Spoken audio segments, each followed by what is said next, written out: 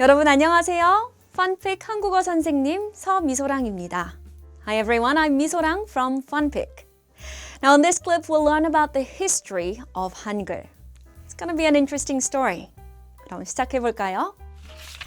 You all know that Hangul is the name of the Korean alphabet, right? Well, then when was this Hangul made? Who made it and why? And how did people communicate before Hangul was there? Well, in the past, we borrowed the writing system from our neighboring country, China. But Chinese characters were too difficult for ordinary people to learn. And those in the lower socioeconomic classes had little chance of being formally taught the Chinese characters. And even if they have knowledge of Chinese characters, having a writing system different from the actual way of speaking made communication difficult. And that is why in 1443, King Sejong created our own writing system, Hangul, so that everyone in the country could express themselves through writing. Let's have a closer look at how King Sejong designed Hangul. First, the consonants of Hangul.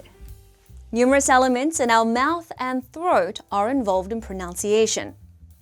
The consonants of Hangul were modeled after the shape of these vocal elements. What about the vowels? They are based on three shapes that represent the sky, earth, and human, the fundamental elements of the world. So based on the shapes of the vocal elements and the three symbols of the world, the basic letters were created. And right now, Hangul consists of 19 consonants and 21 vowels. In Korea, October 9th is designated Hangeul and is celebrated nationally. There's also a statue of King Sejong in Gwanghwamun Square in front of the old royal palace called Gyeongbokgung. So a national holiday and a giant statue.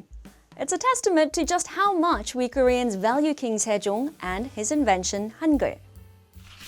Now next time I'll introduce the syllable structure of Hangul. I'll help you understand Hangul better and enjoy learning Korean.